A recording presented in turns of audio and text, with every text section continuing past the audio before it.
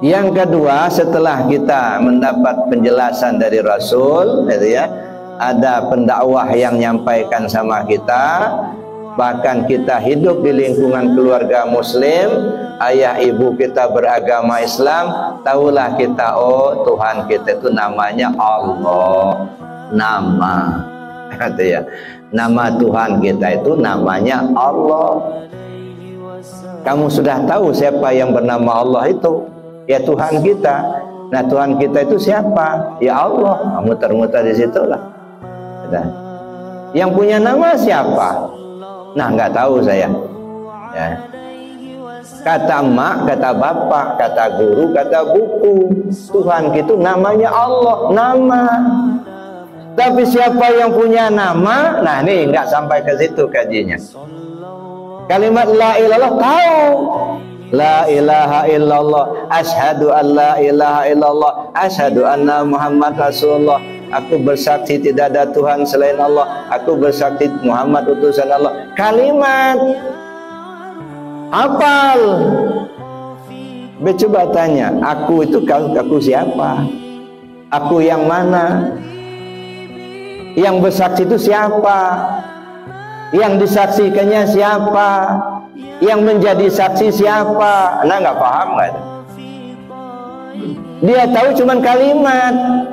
Maka saya bilang dengan jamaah di Arafah, 2 kalimat syahadat ini harus dipahami 5 tahapan. Ya. Yang pertama kita belajar cara mengucapkan. Ilmunya ilmu syariat, ilmu fikih.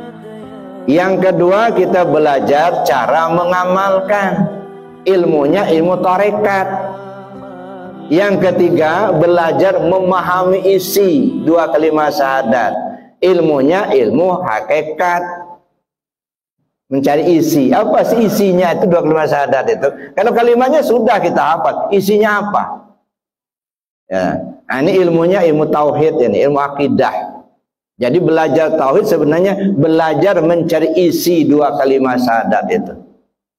Dan yang keempat belajar memahami posisi. Asyhadu an la ilaha illallah syahadat tauhid, asyhadu anna Muhammad Rasul syahadat Rasul. Kapan kita dalam posisi syahadat tauhid, kapan kita dalam posisi syahadat Rasul.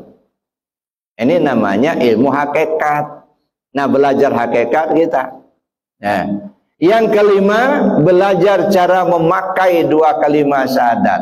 Itu yang saya katakan tadi, hidup yang akan dipakai, mati yang akan ditompang. Itu 2 kalimat syahadat. Ilmunya ilmu ma'rifat. Nah, harus kita tahu bagaimana cara memakainya. Kuncinya itu semua ada di dalam nafi dan isbat.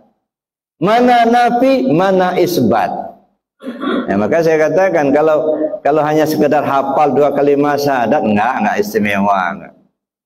Kalau orang kafir masuk Islam, dia ucap 2 kalimat syahadat sangat istimewa. Karena semua dosanya dihapus oleh Allah. Ya, tapi kalau kita, Pak, ayah ibu kita orang Islam, hidup di lingkungan muslim, dari kecil kita sudah belajar Islam, sudah sholat. Kalau sampai tua cuman hafal 2 kalimat syahadat enggak istimewa. Kenapa? Beo aja hafal, Pak. Burung beo hafal betul 2 kalimat syahadat. Anak TK udah hafal. Jadi kalau kita sudah tua-tua begini cuma hafal 2 kalimat syahadat, berarti nggak naik kelas, Pak. Kelas TK itulah. Ini maaf kalau sudah agak kasar ini, Pak ya. Cuman itu memang artinya apa? Mesti kita cari, Pak. Mana isinya? Bagaimana cara mengamalkannya? Bagaimana cara memakainya? Ini pokok 2 kalimat syahadat itu. Nah, makanya kita perlu mencari ya untuk memahami itu semua. Ya, jadi 2 kalimat syahadat itu, jadi kalau hanya sekedar tahu Tuhan kita namanya Allah, kalimat syahadatnya kita hafal, itu baru tauhid awam namanya itu. Ya, kebanyakan orang ya begitu, gitu ya. Apa kita mau berada di kelas awam terus menerus, rugi kita, Pak. Naik kita ke tingkat yang lebih tinggi, belajar tauhid kita, sehingga tahulah kita, oh nafi dan isbat.